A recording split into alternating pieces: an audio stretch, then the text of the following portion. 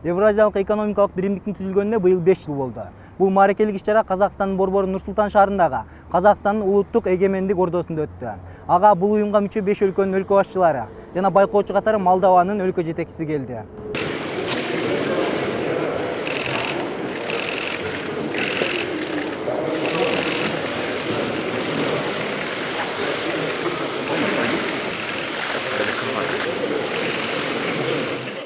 Өлкө башчыларынын тосоло расмий иш-чарасынан кийин Евразиялык экономикалык биримдиктин тар курамда жыйыны болду. Отурумда Казакстандын биринчи президенти Нурсултан Назарбаевга ЭЭПтин ардактуу төрагасы макамын берүү сунушу айтылды. Президент Российской Федерации Владимир Владимирович Путин Нурсултан Назарбаевтин Евразиялык экономикалык биримдикке кошкон салымын эске алуу менен Орусия президенти Владимир Путин Нурсултан Абишевичке Евразиялык экономикалык биримдиктин жогорку кеңешинин ардактуу төрагасы макамын берүүнү сунуш кылды. Мен Казакстандын президенти катары бул демилгени сунуштаган Владимир Путинге ыраазычылык билдирем. Ошондой эле аны колдоп берген башка өнөктөштөрүбүзгө да ыраазычылык. и всем нашим партнерам. Кийин жыйындын катышуучулары кеңири курамда талкуу өткөрүштү. Анда уюмдун эл аралык деңгээлдеги ишмердүүлүгү, ЭЭПтеги экономикалык маселелер, уюмга мүчө өлкөлөрдөгү санаа ириптештигин ишке ашыруу боюнча талкуу жүрдү.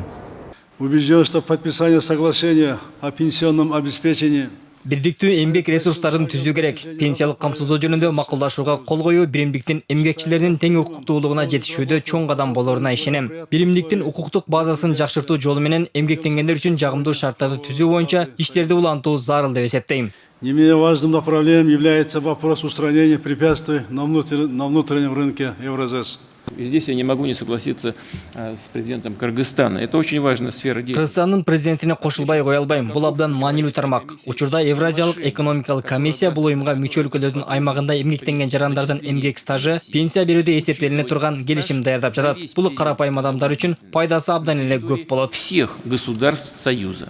ЕАЭС еще слишком молод. ЭЭП азыр жаш уюм, бирок өзүнүн эффективдүүлүгүн көрсөтүп жатат. Уюмдун мүмкүнчүлүгү али толук ачыла элек. Бирок соңку убакта товар алмашуу жайлап калганы байкалганы менен үчүнчү өлкөлөр менен тескерисинче алака көбөйгөн. ЭЭПтин дүйнөдө аброю абдан жогору. Бизде ачуу сыңгалагандарды көрүп келе жатабыз. Бирок мен муну жөн гана көрө албастык деп ойлойм. Далеко не исчерпан. Ему вообще не положено начало. Евразиялык экономикалык биримдик мындан 5 жыл мурун 2015 жылы 1 январда түзүлгөн. Ал эми Кыргызстан бул уюмга ошол эле жылы 12 августта мүчө болуп кирген. Бул аралыкта аталган уюмга кирген өлкөлөрдө, анын ичинде Кыргызстанда дагы экономикалык көрсөткүч стабилдүү өсүүдө. Мындан сырткары инвестициянын саны өсүп, ЭЭПке мүчө өлкөлөрдө иштеп жүргөн кыргызстандык мигранттардын укуктары көбөйгөн. Эми жалпы бирликке токтосок, бул биринчиден чоң базар түзүлдү, 180 миллиондон ашуун жарандар менен. Мындан тышкары жалпы базар түзүлүп, ортодо болгон 5 өлкөнүн арасындагы бажы кызматтар алынды, товар жүгүртүүсү көбөйдү. Мындан тышкары стабилдүү экономикалык өсүүгө жакшы шарттар түзүлдү. Bir neçe saatga sozulgan жыйындын соңунда 20 ашуун документке кол коюлду. Алардын арасында ЭЭПтин эл аралык деңгээлдеги ишмердүүлүгү, экономикалык маселелер боюнча жана ошондой эле бул уюмга мүчө өлкөлөрдөгү санаа ириптештигин ишке ашыруу боюнча документтер бар.